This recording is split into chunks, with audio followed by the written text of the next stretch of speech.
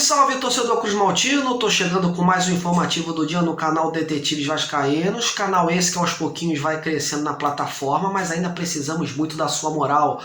Por isso, junte-se a nós, convide seus amigos para se inscreverem, deixe seu like em nossos vídeos. Se puder, vire um membro oficial. Bom, o assunto reforços continua dando o que falar. A torcida está na expectativa pela chegada de contratações de peso, oriundos da ajuda da 777 Partners. Mais recentemente, o presidente do clube, Jorge Salgado, abriu o jogo sobre essa situação e esclareceu o que de fato se projeta para os próximos meses em termos de reforço. Aqui vamos repercutir esse assunto e complementar também falando de alguns nomes que andaram sendo especulados, oferecidos e até mesmo sondados. Portanto, se liga nesse vídeo até o final para ter acesso a todas essas informações que eu consegui junto aos representantes dos atletas. E claro, vamos em frente!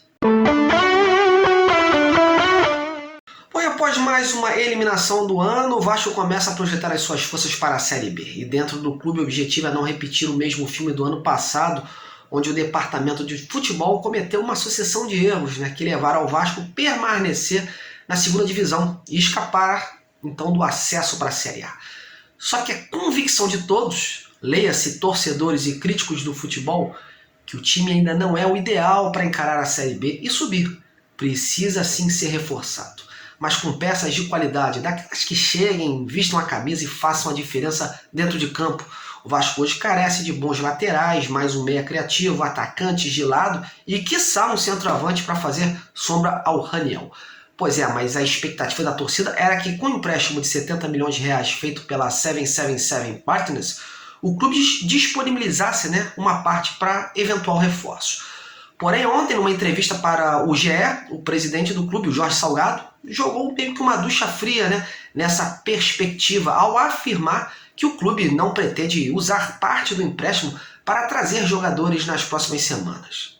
A ajuda no futebol pela 777 nesse momento seria em termos de mapeamento e sugestões de nomes que possam ser interessantes. Eles têm uma estrutura de scouting e análise de mercado forte, com estudos avançados do mercado europeu e sul-americano, e se prontificaram então a trocar informações com a equipe responsável pelo futebol do Vasco. Além disso, o Salgado deixou claro que enquanto a Vasco SAF não for implementada, a responsabilidade final pela definição dos jogadores que virão é do departamento de futebol do Vasco, ou seja, dentro da realidade do clube.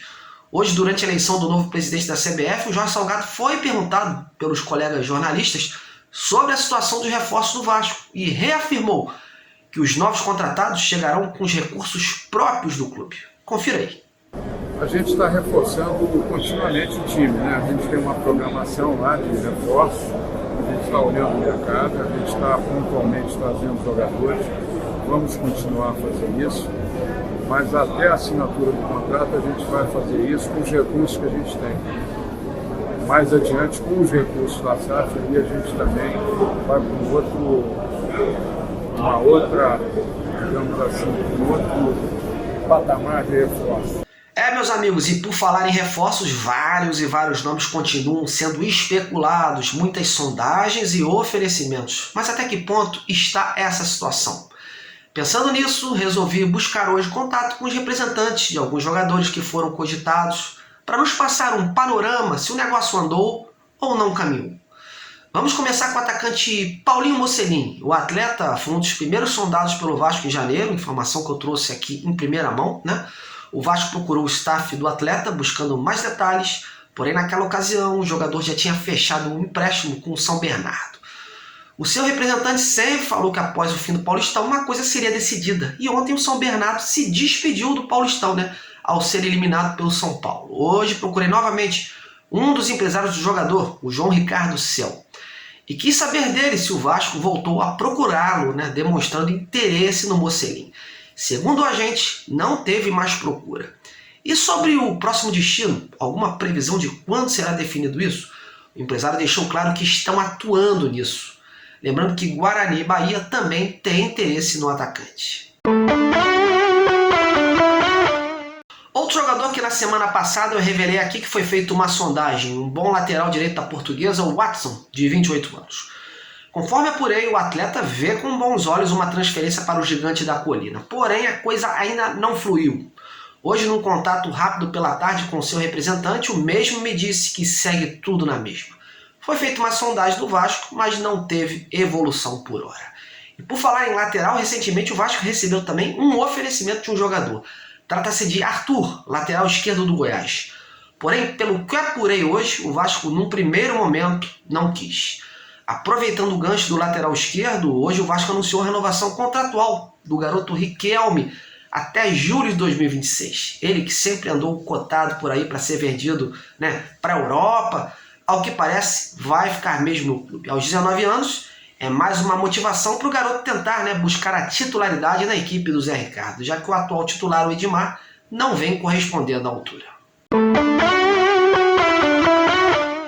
Bom, e para fechar esse round de especulações, agora vamos para o mercado sul-americano. Ontem os amigos do canal Atenção Vascaínos trouxeram a informação do oferecimento do jovem atacante de 22 anos do River Plate da Argentina, o Benjamin Hauezer, ao Vasco.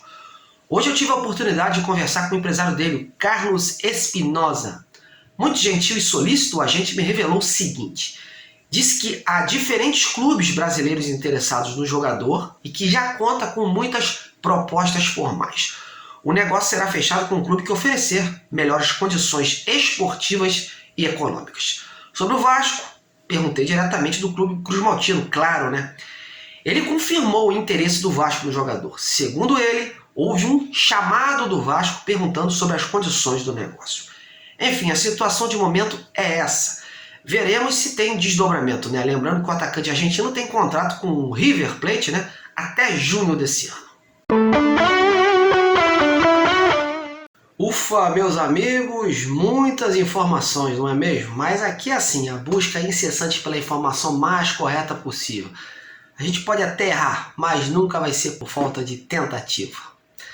Mas aí, o que você achou da declaração do presidente Salgado de que os próximos reforços do Vasco serão trazidos por recursos próprios e não através da ajuda financeira da 777 Partners? Tá levando fé que vem coisa boa por aí? E esse atacante argentino, conhece? Seria uma boa?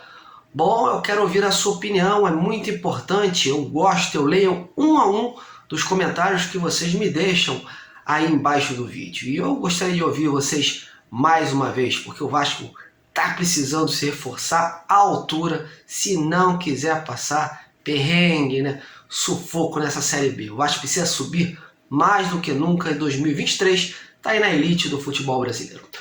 Bom, vou ficando por aqui, agradecendo a sua audiência mais uma vez. Muito obrigado, continue prestigiando nosso trabalho, deixando seu like, se inscrevendo, sendo um membro VIP do canal também, que isso ajuda a manter o nosso trabalho no ar. Bom, um grande abraço a todos e até a próxima!